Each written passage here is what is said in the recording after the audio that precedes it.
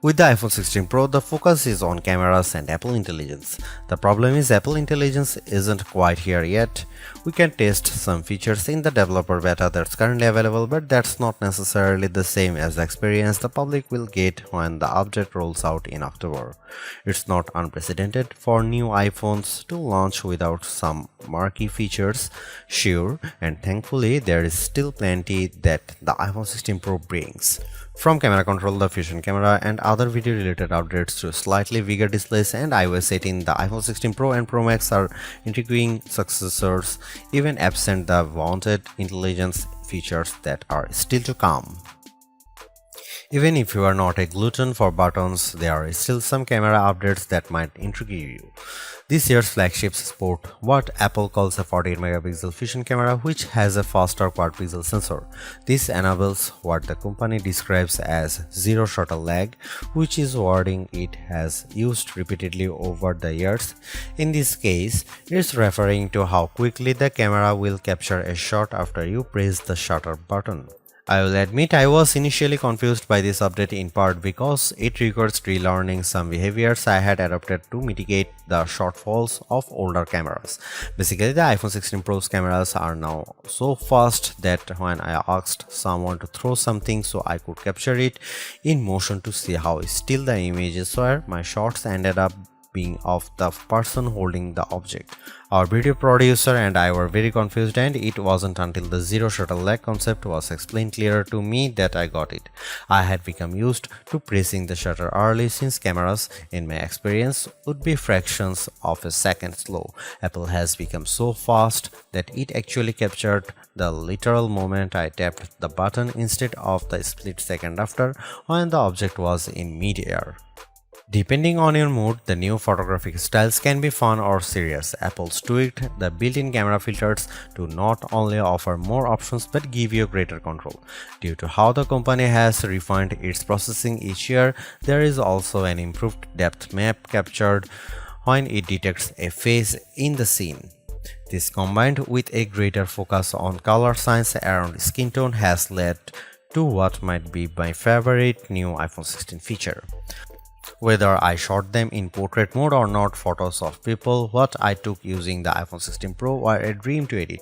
Simply switching between the standard, natural, luminous, quiet or ethereal styles already resulted in improvements to be colors and shadows, but I could also tap on each thumbnail to across the new editing touchpad and drag a dot around.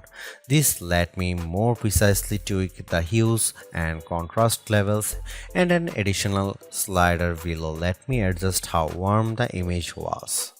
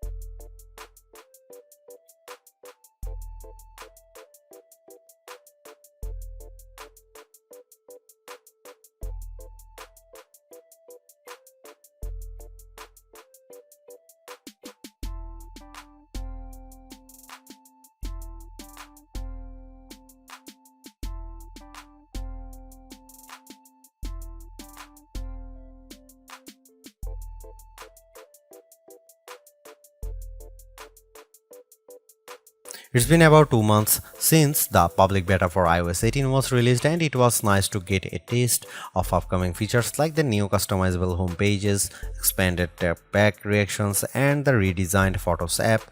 With the iPhone 16 launch, iOS 18 is basically ready for prime time with some caveats. This year, more than ever, it's hard to figure out what's coming to your iPhone and what isn't. With the release of Apple Intelligence slated for October, features like writing tools, cleanup for photos, and the redesigned Siri won't be ready till next month, and even then, your non-Pro iPhone 15 won't be compatible.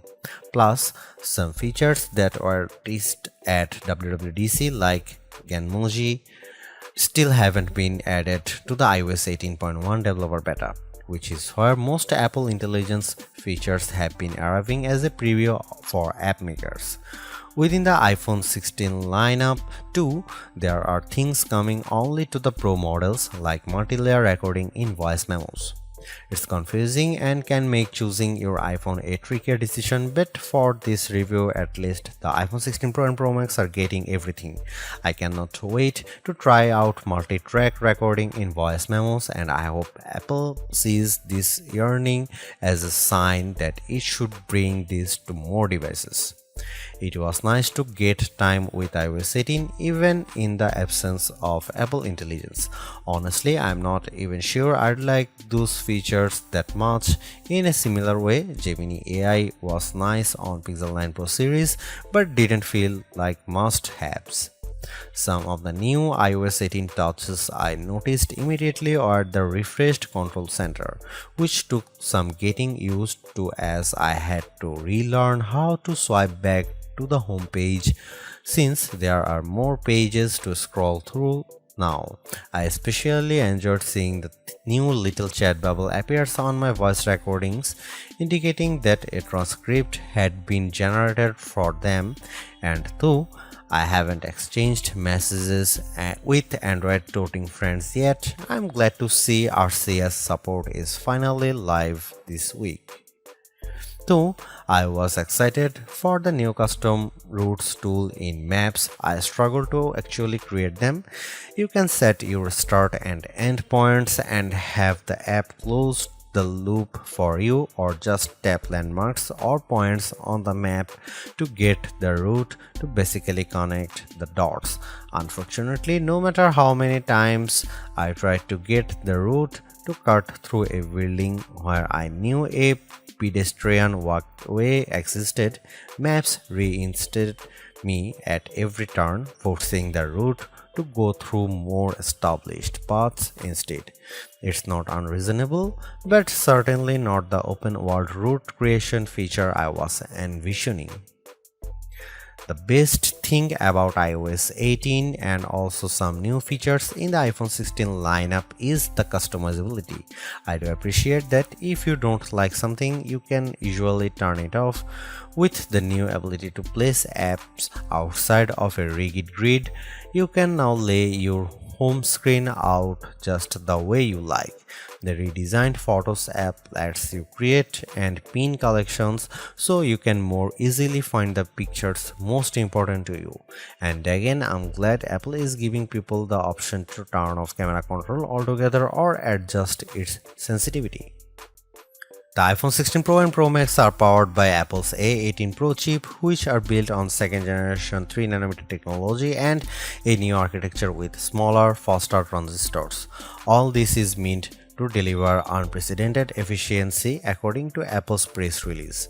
Some small software glitches aside, I have never run into slowdown on the iPhone 16 Pro, but I was certainly surprised by the smaller handset's battery life. In general, the iPhone 16 Pro would barely last a full day, which is reminiscent of the iPhone 15 Pro too. It's worth noting that before this review I was primarily using an iPhone 15 Pro Max as my daily driver, which usually gets through a day and a half with no problem, so the drop in endurance is even more pronounced for me. Most days, I'd pick up the iPhone 16 Pro at about 9 am and would get to about 9 pm before getting low battery alerts. If I started the day a bit later, closer to 11 am, for instance, I got to 1 am before the iPhone 16 Pro ran completely dry. On Sunday, I unplugged the iPhone at about 9:30 am and was shocked on the train home to get a warning that remaining power was at just 20%. It was only 6:50 pm.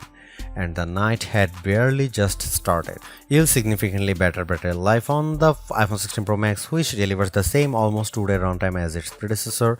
And sure, a phone with a smaller battery not lasting as long makes mathematical sense, but considering the Pixel 9 Pro is a comparably sized handset and manages to last about 2 days, there's no excuse for the iPhone 16 Pro to conk out before the night is up. One of the best things about the iPhone 16 Pro lineup is that unlike last year, there isn't much of a trade-off in cameras if you opt for the smaller device. The iPhone 15 Pro Max had a 5x telephoto zoom camera, and while the iPhone 15 Pro only went up to 3x. As a budding photographer of skittish wild animals, I opted for the Max, especially since it was much lighter than its predecessors thanks to the titanium build. With the iPhone 16 Pro having essentially the same camera system as the Pro Max, I thought it was time for me to go back to a size that was much easier on my hands. Alas, with the disappointing battery performance, I might just have to stick with the Max, and you might too. There is also the non-Pro iPhone 16 models to consider, and just as there are fewer differences than ever between the Pro and Pro Max, the trade-offs aren't as significant this year either. Apple brought the previously Pro exclusive action button on the iPhone 16 and 16 Plus, while also including the camera control on its less premium phones. The main things that set the two lines apart this year are processors, screen quality, camera sensors, and onboard mics. You will lose support for Pro RAW photos and multi-layer recording by opting for the cheaper devices too. Otherwise, you will still have all the iOS 18 and Apple Intelligence features coming to the Pros, as well as spatial audio recording, which enables the audio mix I described in the camera section earlier. Apple's caution is sometimes warranted, especially at a time when mistrust of AI-generated content runs rampant. The company taking its time to get Apple Intelligence right is understandable, but its deliberation doesn't always lead to winners. While I appreciate the attempt to differentiate camera control with the touch sensor for more versatility, I am not yet convinced on its usefulness. The good news is, and I cannot stress this enough, you have the option to tune it to your liking, and that's the theme I'm seeing in recent Apple features that hint at more thoughtfulness than usual. If you don't like something, or if something isn't right for your needs, you can adjust or disable it. In iOS 18, you have greater control over your home screen's app layout and can pin custom collections for easier reach. In the Photos app, the action button introduced last year could have been a spectacular fail had Apple not let you still keep it as a mute switch, but it managed to give people more functionality while maintaining the status quo for those who are just as resistant to change. Change is scary, change is hard, but without change there is no progress. Apple's cautious approach is a tricky balancing act that's evident on the iPhone 16 Pro. Some new features like audio mix and custom routes in Maps delivers mixed results, otherwise like photography styles are hits. Then there are the basic ingredients like good battery life and durable, attractive designs that Apple cannot neglect. The iPhone 16 Pro's subpar battery life holds it back from beating the competition, which is stiffer than ever this year, especially from Google. Luckily for Apple, most people who have iPhones are going to stick with iPhones. It's just easier. For those already sucked into the ecosystem, the iPhone 16 Pro are worth the upgrade from a model that's at least 2 years old. If you already have an iPhone 15 Pro, for the sake of our planet and your wallet, you might prefer to hold off on upgrading, especially since this year's devices aren't that much different.